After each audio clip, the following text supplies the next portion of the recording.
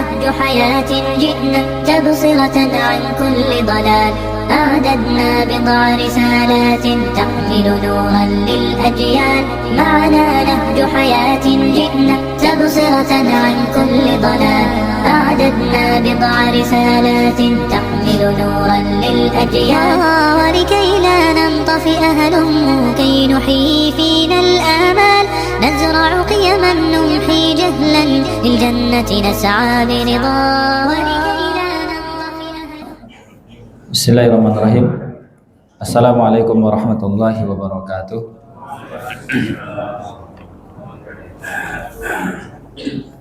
Alhamdulillahilladzi hadana li hadza wa ma kunna linahtadiya laula an hadanallah. Asyhadu an la ilaha illallah wahdahu la syarika lah wa asyhadu anna Muhammadan abduhu wa rasuluhu la nabiyya wa la rasula ba'da. Qala Allah ta'ala fil Qur'anil Karim A'udzu billahi minasyaitonir rajim.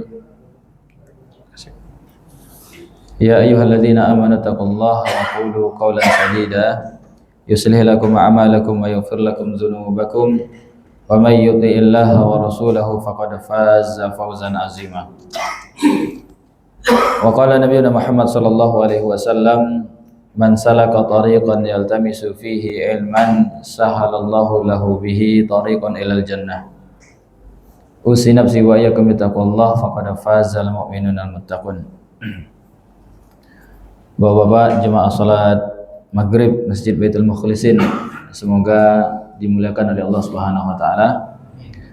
Alhamdulillah kita sama-sama sampaikan rasa terima kasih kita kepada Allah Subhanahu wa taala atas segala nikmat yang senantiasa Allah berikan kepada kita semuanya. Antaranya nikmat sehat. Sehat ya, Pak? Alhamdulillah, mudah-mudahan sehat selalu, Pak. Ya. Nikmat kesempatan kembali kita dipertemukan oleh Allah Subhanahu wa taala dalam majelis ilmu yang mulia ini. Mudah-mudahan apa yang kita pelajari bermanfaat untuk kita semuanya. Dan nikmat-nikmat yang lain yang tidak bisa kita sebutkan satu persatu karena begitu banyak nikmat yang Allah berikan kepada kita. Mudah-mudahan kita selalu menjadi orang-orang yang termasuk golongan yang sedikit. Ya, termasuk golongan yang sedikit maksudnya apa? Ada seorang yang berdoa, Allahumma ja'alni minal qalil, Allahumma ja'alni minal qalil. Ya Allah, jadikan aku golongan yang sedikit. Ya. Doa tersebut terdengar oleh Sayyidina Umar radhiyallahu anhu. Kemudian beliau nanya ke orang tadi yang berdoa itu, doa apa ini, kata Umar? Ya, kenapa kamu berdoa minta jadikan golongan yang sedikit? Kemudian orang tersebut mengatakan bahwa aku mendengar dan membaca firman Allah Subhanahu wa taala, wa qalilun min ibadiyasy syakur. Sedikit di antara hambaku yang pandai bersyukur, kata Allah. Maka aku berdoa kepada Allah, mudah-mudahan aku termasuk golongan yang sedikit tadi itu yang selalu bersyukur atas nikmat Allah berikan kepadaku. Kemudian Umar ketika itu mengatakan, kullun a'lamu min Umar. Semua manusia itu lebih pintar daripada Umar. Saking tawaduknya beliau. Yang mudah-mudahan kita termasuk juga golongannya sedikit tadi, Pak, yang pandai bersyukur atas nikmat Allah berikan kepada kita. Sehingga setiap kali kita bersyukur, janji Allah apa, Pak? La in syakartum la azidannakum. Selalu ditambah oleh Allah Subhanahu wa taala nikmat kita tersebut. Ya, semakin kita syukuri semakin banyak, Pak, semakin ditambah. Ya, sehat, kita syukuri nikmat sehat, ya ditambah sehat sama Allah. Harta, kita syukuri nikmat harta, ditambah harta kita oleh Allah. Semakin kita syukuri semakin bertambah nih, bukan semakin berkurang. Ya. Apapun, Pak, kita pengen nambah apa ini gitu. Nah, jadi salah satu caranya, Pak, syukurin. Termasuk apa, Pak? Nah, istri. Ke sana perginya, Pak. Ustaz Zulkifli Muhammad Ali itu orang Payakumbuh yang ulama internasional itu. Beliau pernah nanya sama Ustaz Arifin Ilham, kan istrinya lebih dari satu tuh, Pak. Kata beliau, apa tipsnya Ustaz? Ya, bisa nambah istri. Apa kata beliau? Syukurin aja yang pertama itu dulu, nanti ditambah sama Allah. Berarti ini apa nih, Pak, yang satu-satu nih? Belum? syukurnya mungkin belum full Pak ya. Masih ada 1-2 sisi yang belum disyukuri berarti ya. Saya juga belum Pak. sama kurang bersyukur yang pertama, akhirnya ya belum ditambah sama Allah. Yang kedua takdir Pak ya, takdirnya memang satu, yang mau gimana Pak ya. Jadi apapun nikmat yang pengen kita lipat gandakan jumlahnya, syukuri. Karena Allah janji begitu, la in syakartum la azidannakum. Ya, tetapi kalau kita lupa bersyukur, Allah juga memberikan ancaman kan, wala in kafartum inna adzabi lasyadid. Kalau kalian kufur, ya ingat azabku pedih kata Allah. Jadi ketika kita bersyukur tuh ya kembalinya untuk kita, nikmat kita ditambah oleh Allah. Tapi ketika kita kufur, ya hati-hati kata Allah, azab Allah itu sangat pedih. Dia selalu mengintai itu orang-orang yang kufur tuh. Ya, bukan hanya di akhirat saja, di dunia pun kadang-kadang banyak orang yang disegerakan azabnya. Jadi kasih nikmat harta begitu, sepanjang tahun hidupnya kaya terus Pak, tapi nggak pernah sedekah, pelit, nggak mau bantu orang, dimakan sendiri, buat poya-poya. Kemudian tiba azab Allah dengan cara apa? Ya Allah ambil. Ya, dengan cara yang dia sendiri nggak sangka-sangka kok bisa tiba-tiba bangkrut kan begitu Pak. Ya, ditipu teman kerja, itu bisa saja. Itu bukan ujian, karena banyak orang yang kepedean Pak. Ya, nggak pernah sedekah, sholat enggak, begitu kan? Pelitnya minta ampun, tiba-tiba ditipu teman kerja, saya sedang diuji, begitu. Siapa yang nguji ya kan? Sekolah aja enggak. Ya, orang yang diuji itu yang sekolah Pak. Ini nggak sekolah minta soal ujian, siapa yang mau nguji? Itu azab. Ya, beda halnya dengan dia udah sering sholat, sedekahnya banyak, kemudian satu saat qadarullah dia diuji. Ya, mungkin ditipu teman kerja segala macam. Itu baru ujian. Dia dapat pahala kalau dia sabar. Tapi orang yang pertama tadi, dia sabar sekalipun dia tidak dapat pahala, karena itu azab. Itu bedanya azab dengan ujian. Ya. Ya, mudah-mudahan ketika kita bersyukur, selalu bersyukur atas nikmat Allah berikan kepada kita, nikmat kita senantiasa ditambah dan kita dijauhkan dari segala macam mara bahaya. Amin ya rabbal alamin. Kemudian salawat serta salam sama-sama kita aturkan pada Nabi kita yang mulia Nabi Muhammad sallallahu alaihi wasallam. Allahumma shalli ala sayyidina Muhammad wa ala ali sayyidina Muhammad. Jemaah yang dirahmati Allah Subhanahu wa taala. Insyaallah malam ini kita mulai, yakni sama-sama kita belajar hadis-hadis dalam kitab Asy-Syama'il. Ada yang menamakannya dengan Syama'il Muhammadiyah, ada yang mengatakannya dengan Asy-Syama'ilun Nabi, ada yang meringkasnya Asy-Syama'il. Ya, Asy-Syama'il. Itu 3 nama itu. Ya. Yang paling populer biasanya Asy-Syama'il Muhammadiyah dari antaranya. Cuman kadang-kadang, ya mohon maaf ya teman-teman yang kalangan NU itu biasanya nggak mau nyebut Asy-Syama'il Muhammadiyah Pak. Asy-Syama'il Nabi aja gitu. Karena dia sama Muhammadiyah ada gesekan, pernah ada gesekan begitu. Sampai begitu Pak ya. Jadi sebenarnya kitab aslinya itu kumpulan hadis-hadis yang ditulis oleh Al-Imam Tirmizi.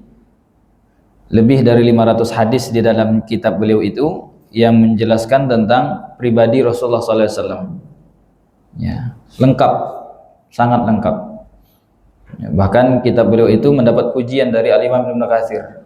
Al-Imam Ibnu Katsir mengatakan sudah banyak para ulama yang membahas, yang mengumpulkan tentang tema sosok pribadi Rasulullah itu, dan kata beliau tidak ada yang lebih lengkap melainkan tulisan Al-Imam Tirmizi ini. Ya, kitab itu paling lengkap menceritakan tentang sosok pribadi Rasulullah SAW. Semuanya diceritakan di situ Pak. Ya. Adapun untuk syarahnya saya sendiri mengambil dari tulisan beliau Syekh Abdul Razak bin Abdul Muhsin Al-Badar. Ya.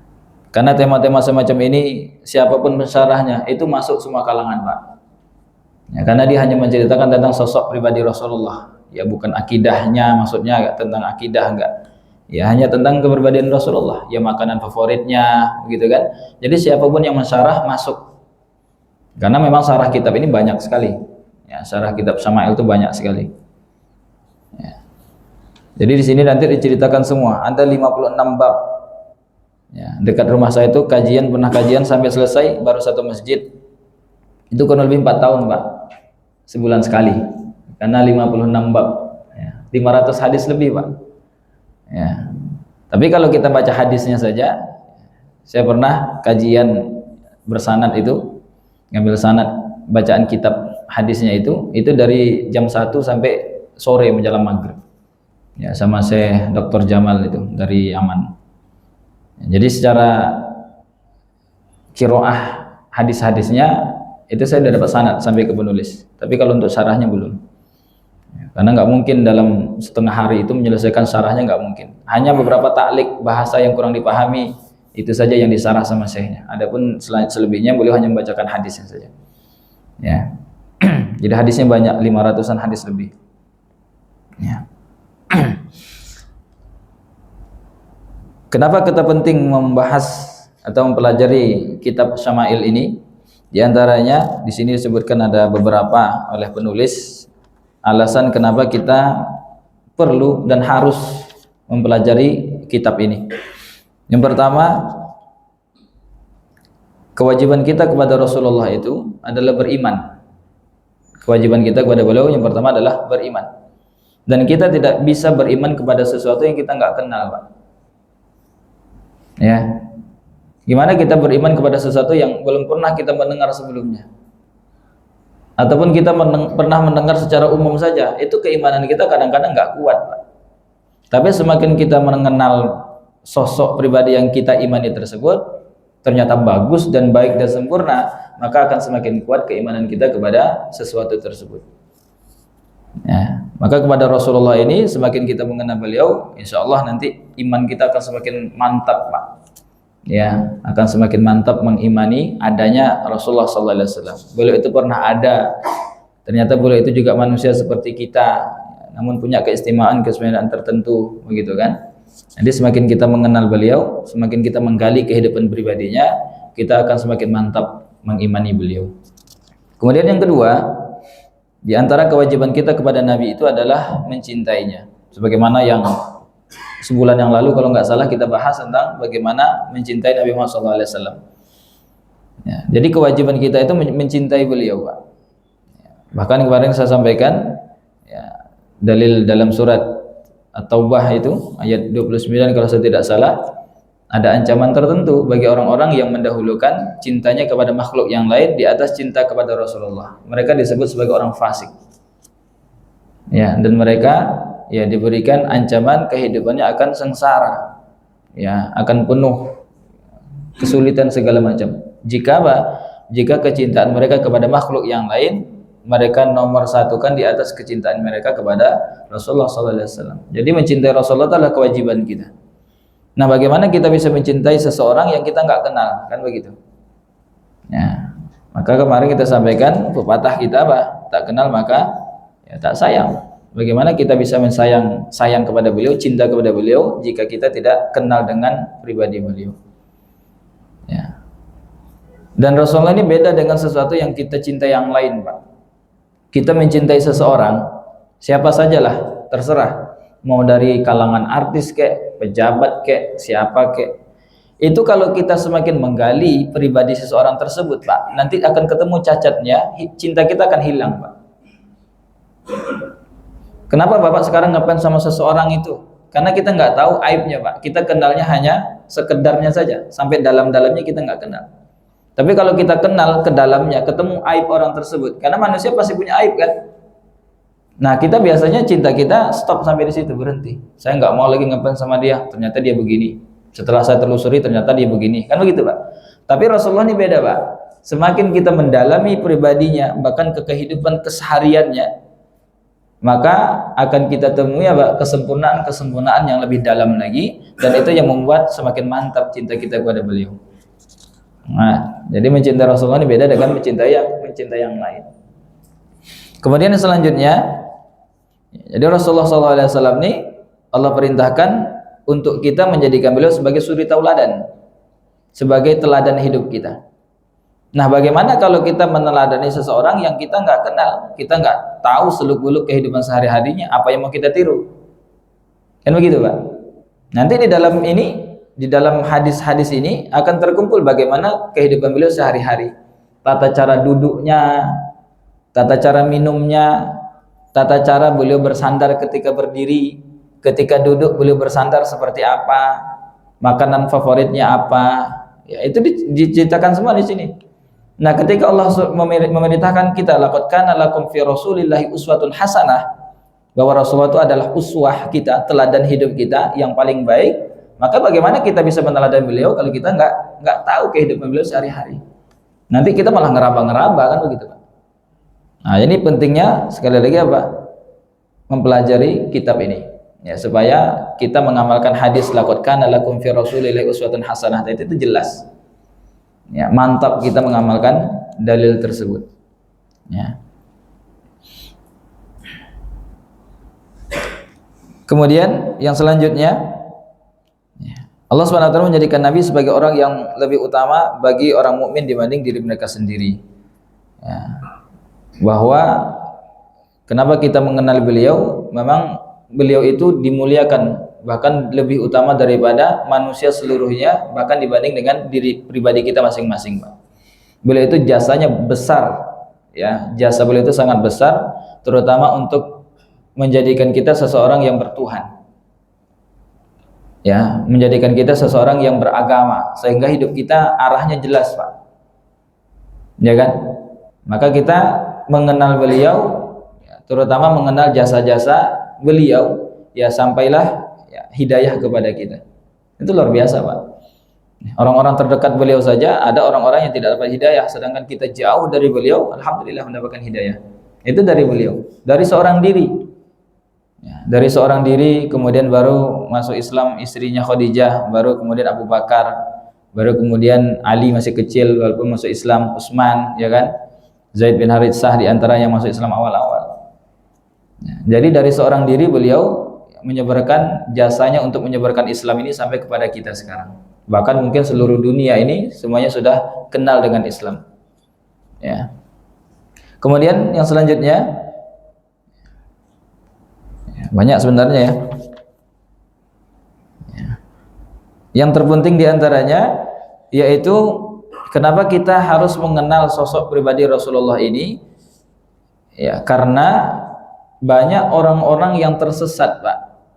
Banyak orang-orang aliran sesat itu ketika mereka mendapatkan wahyu dari mimpi, dan mereka mengakui yang menyampaikan wahyu tadi Nabi Muhammad, padahal mereka belum tentu itu Nabi Muhammad beneran atau enggak. Akhirnya ketika mereka dari mimpi tadi, kemudian orang yang dalam mimpinya memerintahkan mereka memberikan sebuah wahyu, kamu harus melakukan ini segala macam, diikutin, Pak. Kemudian dia ngomong ke orang-orang, tadi malam saya ketemu Nabi, kemudian saya mendapatkan wahyu, akhirnya ngaku Nabi, Pak. Banyak nggak yang begitu, Pak? Banyak. Di antara timbulnya aliran sesat itu begitu, Pak. Padahal dia tidak tahu tadi malam yang dalam mimpinya itu siapa.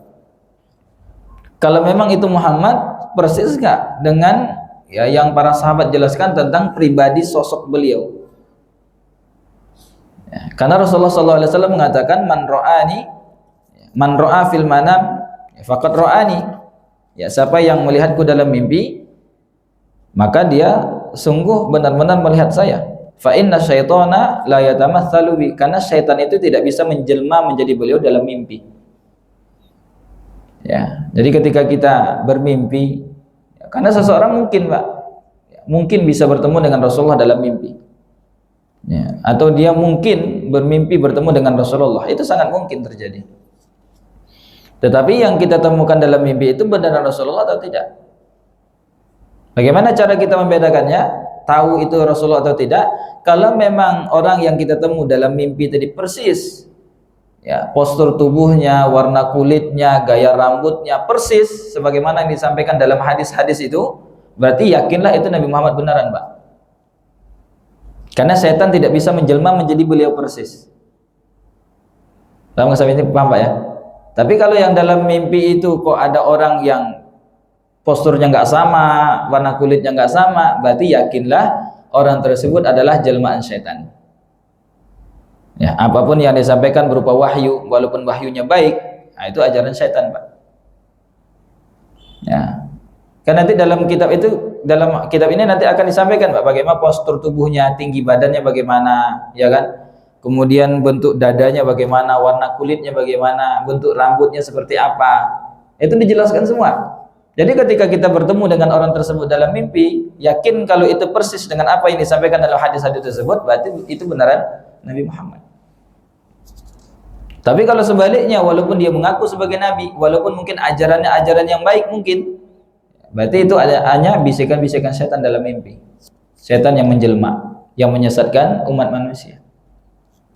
Ya, misalnya nanti malam bapak-bapak diantaranya ada yang mimpi Pak, ya kan?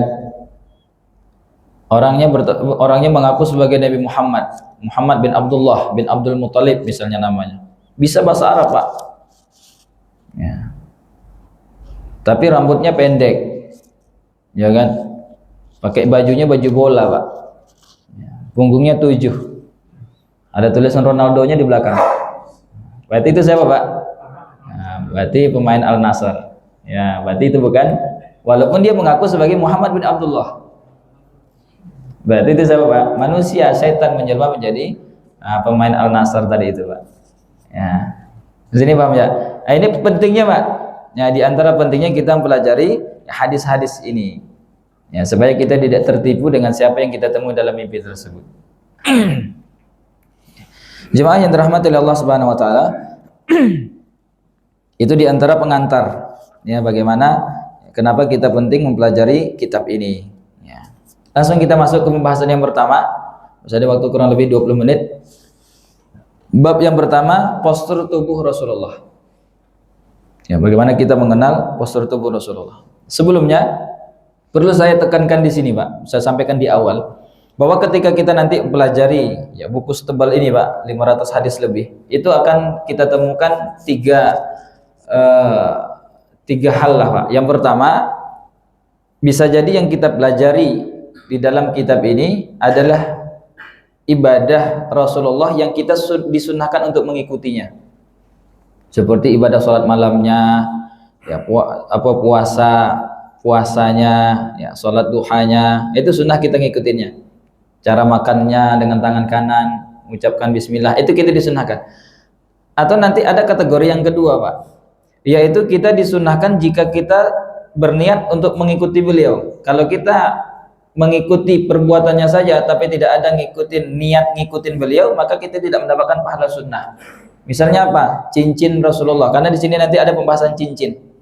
Kalau kita pakai cincin hanya buat gaya-gayaan, tidak ada meneladani Rasulullah sama sekali, maka kita tidak mendapatkan pahala sunnah di situ Pak. Paham nggak Pak? Pakai jubah, Rasul kan nanti pakai jubah, nanti disebutkan situ hukum pakai batik bagaimana ya kan? Nanti dijelaskan. Nanti kalau kita pakai jubah, simple, enak pakai ini, nggak ada niatan ngikutin Rasulullah pakai jubah sama sekali, berarti dia nggak dapat pahala sunnah memakai jubah Pak. Ada nanti kategori yang ketiga Pak, yaitu hanya pengetahuan kita saja. Kita ngikutinnya juga kayaknya nggak bisa, atau kita ngikutinnya juga kayaknya ya, dalam tanda kutip nggak penting-penting amat begitu Pak. Apa contohnya? Pedang Rasulullah, panjangnya seperti apa, nanti tulisan di pedangnya apa, itu kan mohon maaf nggak penting-penting amat Pak, ya kan? Ya. Tentang macam-macam segala macamnya lah. Ya, nah, jadi nanti akan ada nanti yang membuat bapak-bapak ngantuk Pak. Ini kok membahas ini ya, gitu. Kok pedang Rasulullah dibahas? Ada nanti sampai masanya di situ Pak, ya kan? Ada nanti. Ya. Ya. Tentang apa? Tentang uban Rasulullah. Kok uban Rasulullah? Ya ngantuk nanti itu. Ya kan? Kok uban kan begitu? Ya. Sendal Rasulullah. Ya, nanti dibahas tentang bab sendal Rasulullah. Akan bikin ngantuk Pak sendal. Jadi hanya fear untuk pengetahuan kita saja Pak. Nggak ngikutin juga nggak apa-apa. Ya, nanti dan selainnya dan sebagainya. Ya. Jadi nanti tiga itu akan kita temui terus Pak. Nah, yang pertama ini nggak tahu Pak. Ini termasuk mungkin sebagai pengetahuan saja Pak. Mengenal tentang postur tubuh Rasulullah. Karena kita ngikutin juga nggak bisa kan. Udah tinggi kita segini ya kan Pak. Warna kulit kita udah begini, rambut kita udah bentuknya begini, ya kan kita nggak bisa ngikutin Pak. Ya. Yang pertama, Jadi nanti akan kita temukan hadis-hadis ini yang menjelaskan tentang bagaimana perkataan para sahabat, karena Rasulullah SAW ahsanan nasi wajhan wa ahsanuhu khuluqan. Rasulullah SAW adalah manusia yang paling sempurna ciptaannya, sempurna fisiknya, dan paling sempurna akhlaknya. Nanti akan kita temukan bagaimana sempurnanya Rasulullah SAW ini. Bahkan Syekhul Islam Ibnu Taimiyah, beliau pernah mengatakan postur tubuh Nabi Muhammad SAW penuh dengan kesempurnaan, kebaikan, dan keindahan yang menunjukkan penciptaan Allah yang paling sempurna. Ya, jadi Rasulullah itu adalah ciptaan Allah yang paling sempurna. Maka nanti akan ada di sini hadis tentang perkataan Sayyidina Ali yang beliau mengatakan, suatu malam aku pernah melihat Rasulullah memakai pakaian warna merah, dan tidak ada sesuatu apapun yang lebih indah melainkan ketika Rasulullah memakai pakaian warna merah. Jadi dia bukan menyebutkan seseorang, Pak, seseorang apapun, enggak, tapi sesuatu apapun. Maksudnya apa? Ya pemandangan, ya bulan purnama. Lebih indah Rasulullah daripada itu semua. Ya, bagaimana beliau itu adalah ciptaan Allah yang paling sempurna, kata Syekhul Islam Ibnu Taimiyah tadi itu. Ya. Hadis yang pertama, qala al-mu'allif rahimallahu taala. Akhbarana Abu Raja Qutaibah ibnu Sa'id an Malik ibnu Anas an Rabi'ah an Abi Abdurrahman an Anas bin Malik radhiyallahu anhu annahu sami'ahu yaqulu kana Rasulullah sallallahu alaihi wasallam laisa bil tawilil ba'in wala bil qasiri wala bil abyadil amhaq wala bil adam wala bil ja'dil qatad wala bis sabti ba'atsallahu ta'ala ala ra'si arba'ina sanah fa aqama bi Makkah 10 sinin wa bil Madinah 10 sinin wa tawaffahu Allah Ta'ala ala ra'si sanatan wa laisa fi ra'sihi wa lihyatihi 20 sya'ratan bayda. Hadis yang pertama yang diriwayatkan oleh sahabat Anas bin Malik. Beliau mengatakan Rasulullah SAW bukanlah orang yang berperawakan terlalu tinggi tetapi tidak pendek. Ini tingginya, Pak. Ya, jadi di kalangan Arab ketika itu Rasulullah itu tubuhnya proporsional, Pak. Tidak terlalu tinggi tapi tidak pendek. Dan uniknya di situ, Pak, ada kata-kata terlalunya. Ketika menyebutkan tinggi, ada kalimat apa? Kata terlalu. Tapi ketika menyebutkan pendek tidak ada terlalunya. Jadi Rasulullah itu tidak terlalu tinggi tapi tidak pendek, proporsional, Pak. Ya, itu tinggi, secara tingginya saja beliau itu apa? Proporsional. Ideal bahasa kita. Ya. Kulitnya tidak terlalu putih, namun tidak terlalu gelap kecoklatan. Nanti ada penjelasannya. Rambutnya ikal, tidak terlalu keriting, namun tidak pula lurus kaku. Ya. Jadi rambutnya juga ideal, tidak lurus kaku, tidak keriting, melainkan ikal bergelombang. Beliau diutus oleh Allah sebagai Rasul pada usia 40 tahun. Beliau menetap untuk berdakwah di Mekah selama 10 tahun dan di Madinah selama 10 tahun. Beliau kembali menghadap Allah pada usia 60 tahun. Pada akhir hayatnya, rambut dan jenggot beliau yang beruban tidak lebih daripada 20 helai rambut. Ya. Jadi untuk tingginya tadi sudah kita sampaikan bahwa beliau itu tidak terlalu tinggi tapi tidak pendek. Kemudian rambutnya juga begitu, tidak lurus kaku, tidak ikal keriting, melainkan ikal bergelombang. Ya. Kemudian di sini tadi disebutkan bahwa beliau diutus pada usia 40 tahun. Nah, ini sama-sama insya Allah kita tahu, Pak, bahwa beliau itu diutus pada usia 40 tahun. Kemudian di sini disebutkan beliau itu berdakwah di Mekah selama 10 tahun, di Madinah selama 10 tahun. Dan beliau wafat pada usia 60 tahun. Ada yang ganjal nggak, Pak? Hah? 63 tahun. Ya. Tapi hadisnya sahih, Pak. Hadisnya sahih. Gimana itu, Pak? Bagi orang-orang yang mengatakan selama ini kembali ke Al-Quran, kembali ke hadis, coba, Pak, pahami hadis ini, Pak. Kan katanya kembali ke hadis, kan? Nggak usah ngikutin ulama manusia biasa, langsung ke hadis saja. Coba pahami hadis ini gimana? Kalau kita nggak ngikutin ulama, sesat kita, Pak. Kalau nggak sesat, nyeleneh lah minimal. Kan selama ini kita tahunya Rasulullah usia wafatnya berapa? 63 tahun. Itu mayoritas ulama. Tapi dalam hadis ini kenapa disebutkan 60 tahun? Kalau kita tidak membaca penjelasan para ulama, nggak bisa, Pak. Maka kita butuh, memang ia kembali ke hadis melalui pemahaman para ulama yang benar. Nggak bisa kita kembali ke Quran, kembali ke hadis, nggak bisa, ya kan? Harus ngikutin para ulama. Ya. Apa maksudnya dari itu? Ternyata yang 3 tahun yang tidak disebutkan adalah dakwah secara sembunyi-sembunyinya, Pak. Kan tadi disebutkan di Mekah 10 tahun kan? Padahal beliau di Mekah berdakwah berapa tahun? 13, tapi tidak terhitung dakwah sembunyi-sembunyinya. Nah, itu baca sarahnya, Pak. Sarahnya di situ. Ya. Berarti kan ngikutin ulama juga kan akhirnya kan? Ngikutin ulama juga. Nggak bisa kita kembali ke hadis sendirian. Nanti sesat, Pak. Ya. Banyak hadis-hadis itu yang kita nggak bisa paham. Ya, bahkan para sahabat sendiri pun ada yang salah memahami ayat kok. Memang mereka bukan bagian untuk memahami itu. Ya. Karena keilmuan mereka kan nggak semuanya sama kan, nggak semuanya pintar kan. Apalagi kita kan begitu, Pak. Para sahabat itu kan dari jamin masuk surga, Pak. Nah kita ya, mau kayak para sahabat saja ada yang salah memahami ayat kok. Tentang apa, Pak? Misalnya tentang menentukan fajar Ramadan. Zaman itu kan belum ada bunyi-bunyi ini, Pak. Azan pun nggak kedengaran kalau dari rumah yang jauh dari masjid kan. Jadi ada ayat apa? Setelah jelas benang hitam dan benang putih. Kan ayatnya begitu, Pak. Ya. Khaytul abyad wa khaytul aswad. Ya. Nah, ada sahabat itu yang memahami ayat itu dengan pikiran dia sendiri. Maka dia taruh 2 benang hitam sama benang putih di bawah bantalnya. Kalau dia terbangun, masih kelihatan, kata dia kan? Belum kelihatan. Akhirnya dia tidur lagi.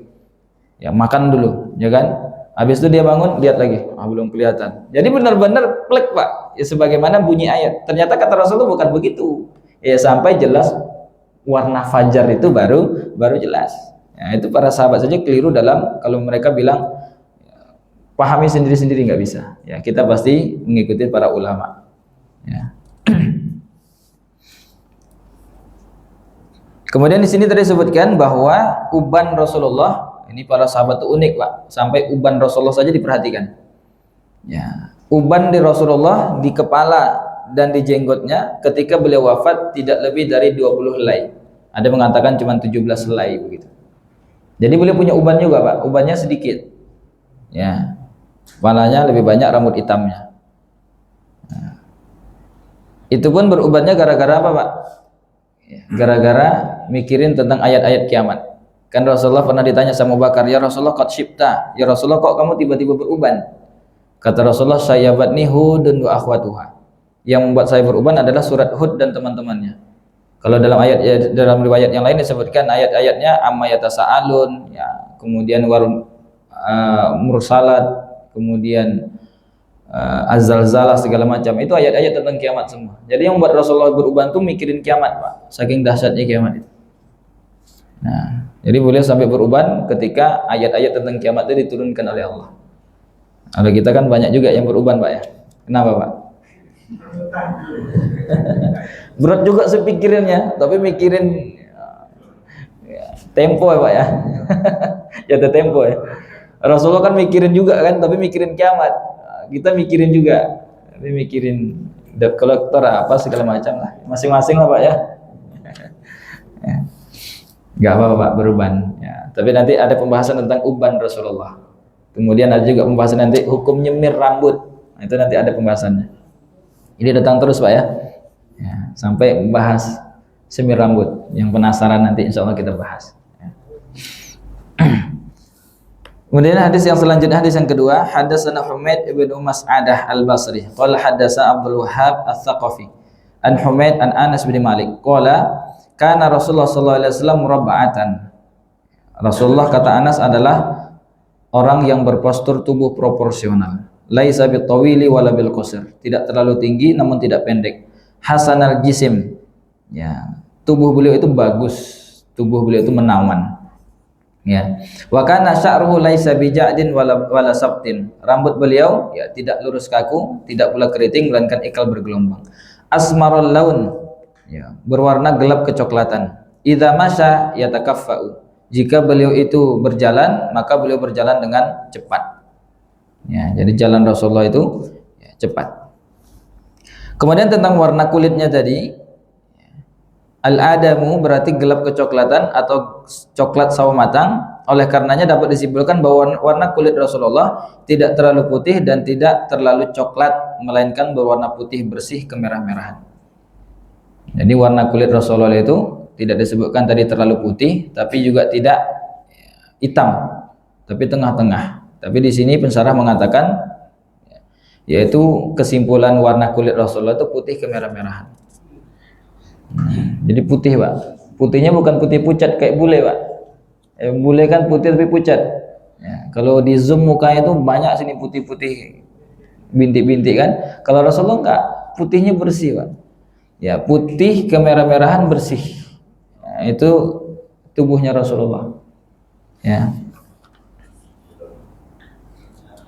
Kemudian idza masya yatakaffa. Jika beliau itu berjalan, jalannya cepat. Ya, jalan beliau itu cepat. Hasanal jisim, tubuh beliau itu bagus dan menawan. Ini merupakan penjelasan bahwa Allah telah menganugerahkan bentuk tubuh yang bagus dan ideal kepada Rasulullah. Demikian pula kesesuaian antara anggota tubuh beliau. Syekhul Islam Ibnu Taimiyah mengatakan, paras dan bentuk tubuh beliau adalah ciptaan yang paling indah dipandang mata. Pada diri beliau terkumpul segala keindahan dan kebaikan yang menunjukkan kesempurnaan pribadinya. Jadi hasanal jisim. Ya. Tubuh beliau itu sempurna, menawan, indah. Ya.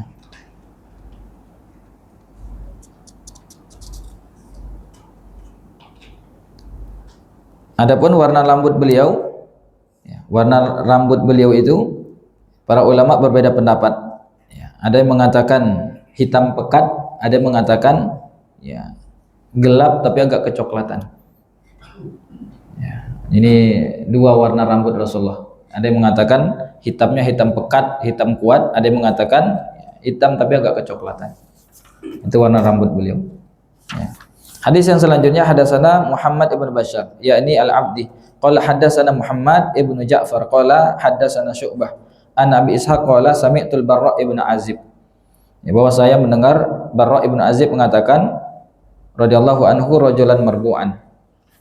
Kemudian ba'ida ma bainal mankibaini azimal jummati ila syumhati ila syahmati udhunaihi alaihi hullatun hamra ma ra'aitu syai'an qattu ahsana minhu.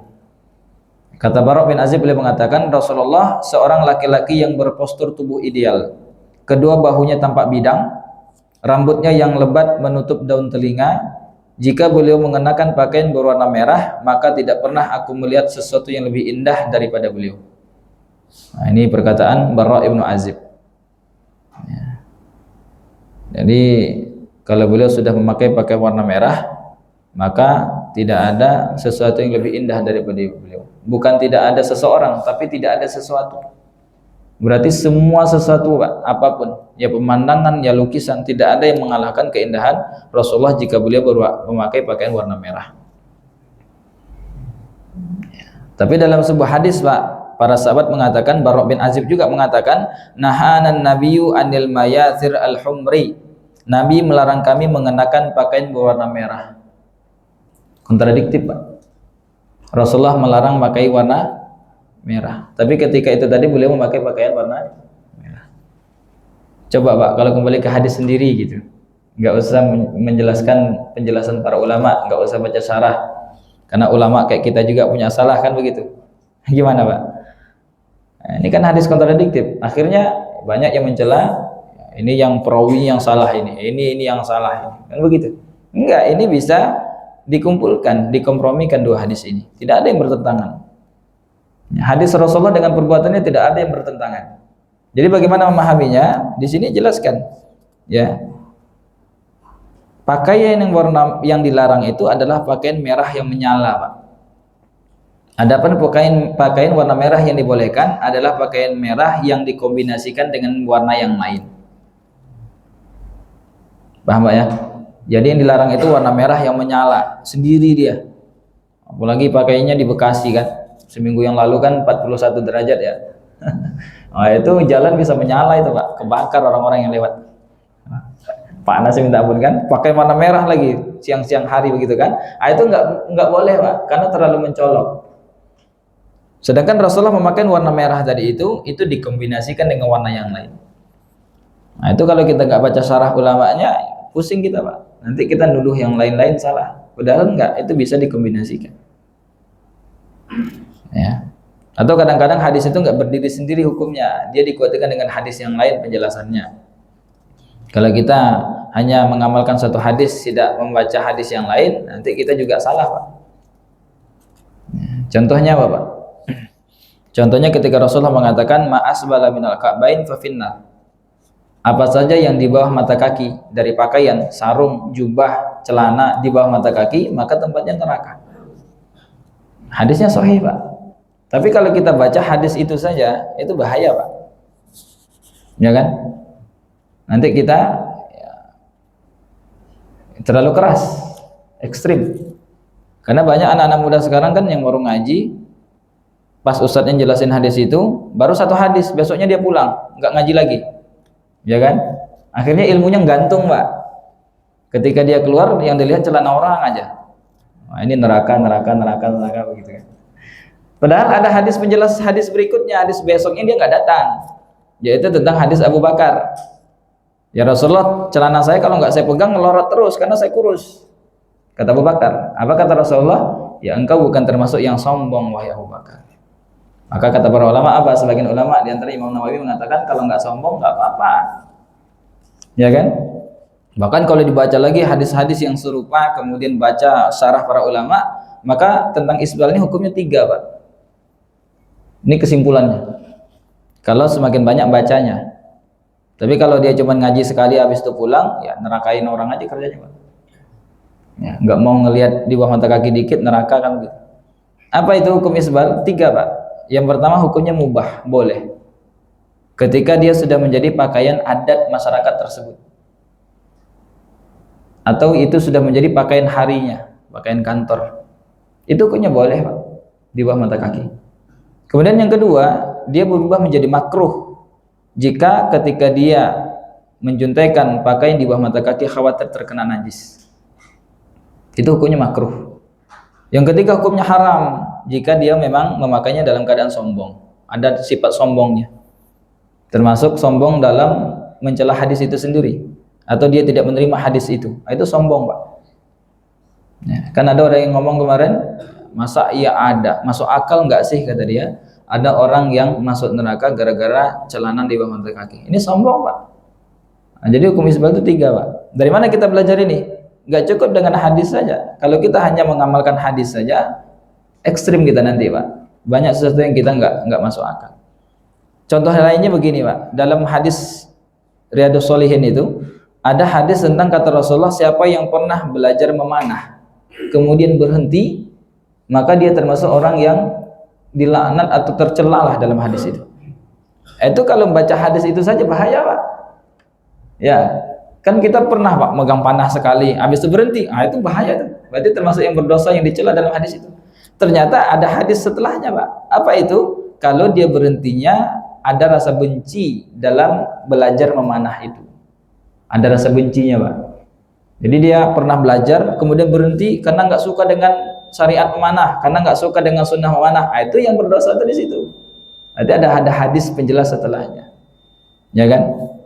Jadi sekali lagi nggak cukup dengan kembali ke Al-Quran dan Sunnah, nggak bisa Pak. Kita harus tetap melalui jalur para ulama. Ulama pun ulama yang benar tentunya. Ya, kita lanjutkan dengan azan dulu. Setelah azan nanti kita lanjutkan sedikit. Silakan Pak.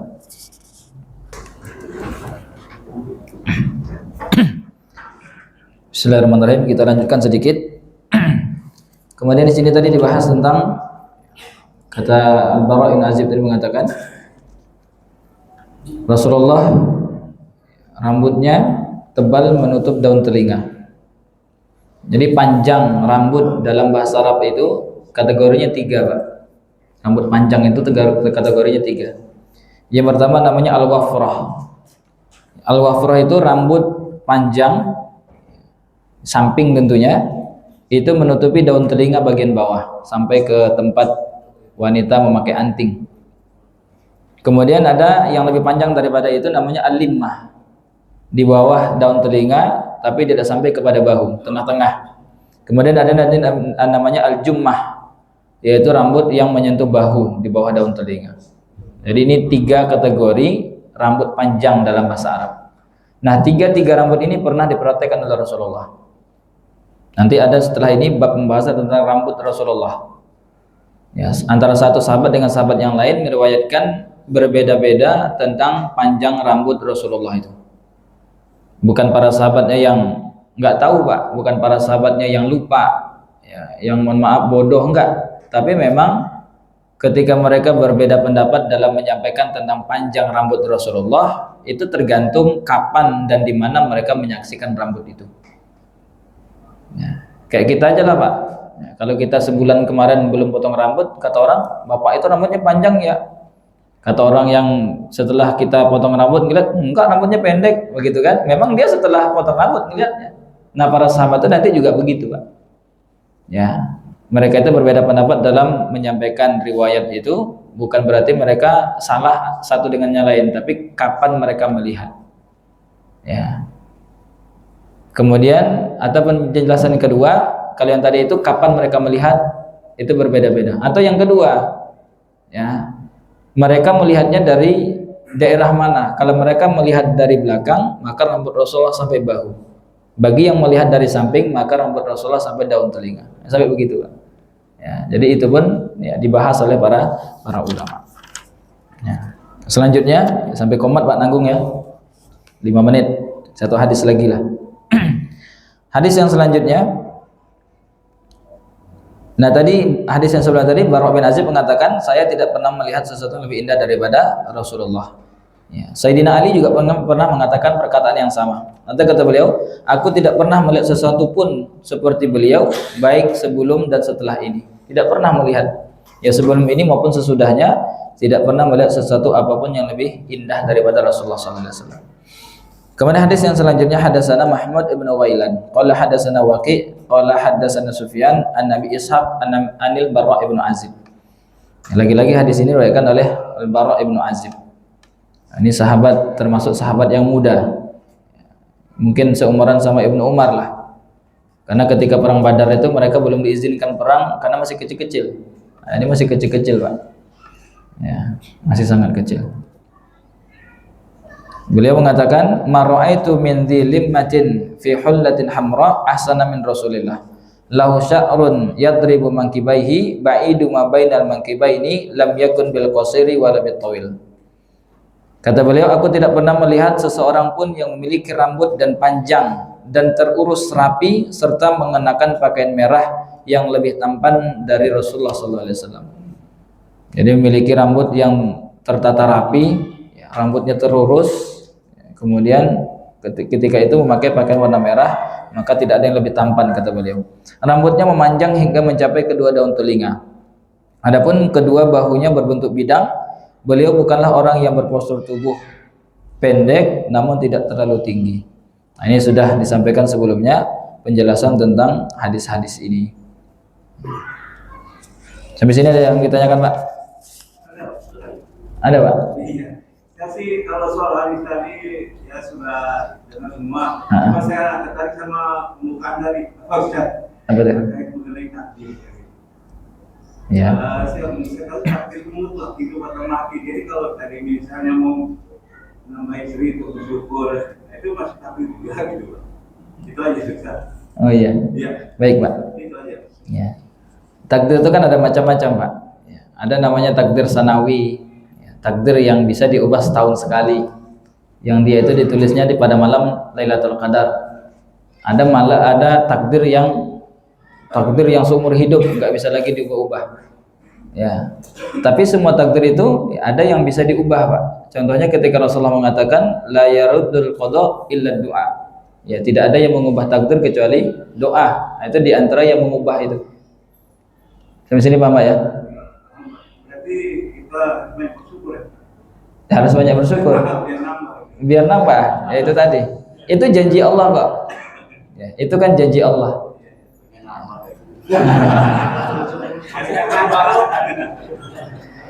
Kalaupun memang nikmat kita tidak ditambah misalnya, ya minimal kita dijauhkan dari bahaya yang lebih besar daripada itu misalnya. Itu juga bisa. Nah, itu tentang takdir.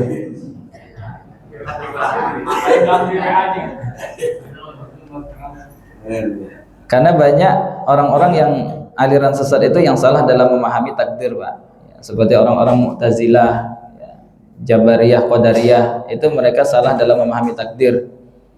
Ya, orang-orang Jabariyah itu dalam memahami takdir, kata mereka, kita manusia ini seperti wayang. Yang ini tuh apa? Wayang. Ya. Jadi kita ini sebagai manusia, kata orang Jabariyah, seperti wayang. Diapakan saja sama Tuhan, udah itu kehendak Tuhan semua. Kita berzina pun kehendak Tuhan. Enggak bisa begitu. Atau Qadariyah sebaliknya, bahwa kita ini sebagai yang mainin wayang apa? Dalang.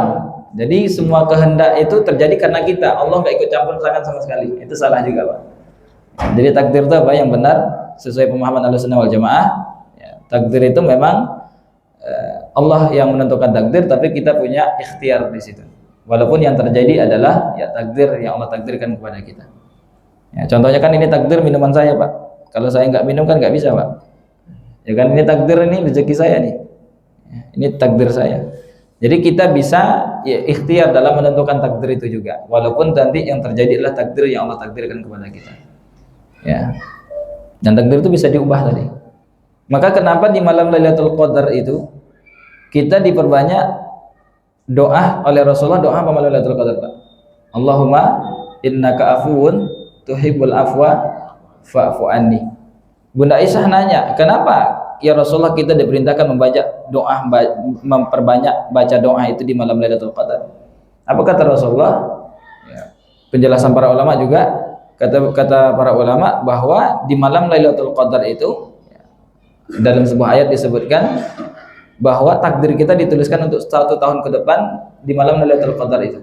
Nah, ketika tadi para malaikat sudah mungkin menulis takdir-takdir buruk, kecelakaan, ini segala macam misalnya, tetapi kita banyak-banyak meminta maaf kepada Allah, innaka afuwun tuhibbul afwa fa'fu anni. Banyak-banyak kita mendoakan itu, mudah-mudahan doa kita diterima. Nah, kemudian para malaikat tadi diperintahkan apa? Menghapus takdir-takdir buruk tadi, kemudian mengubah menjadi takdir-takdir yang baik. Itu diantaranya. Jadi ada takdir-takdir yang bisa diubah. Ya, Allah a'lam bishawab. Itu tentunya nanti nanyanya sama guru akidah, Pak. Ada pelajaran akidah kan sini kan? Ada nggak? Kajian akidah ada nggak? Oh, ada. Nanti tanyanya sama akidah, Pak. Ya. Allah a'lam bishawab. Mungkin hanya itu yang bisa sama-sama kita pelajari pada malam hari ini. Mudah-mudahan apa yang kita pelajari bermanfaat untuk kita semuanya. Ya, terima kasih atas perhatian jemaah sekalian. Mohon maaf mungkin ada kekurangan. Kita tutup dengan doa kifaratul majelis. Subhanakallah bihamdika asyhadu an la ilaha illa anta astaghfiruka wa atubu ilaik. Wabillahi taufiq wal hidayah. Assalamualaikum warahmatullahi wabarakatuh.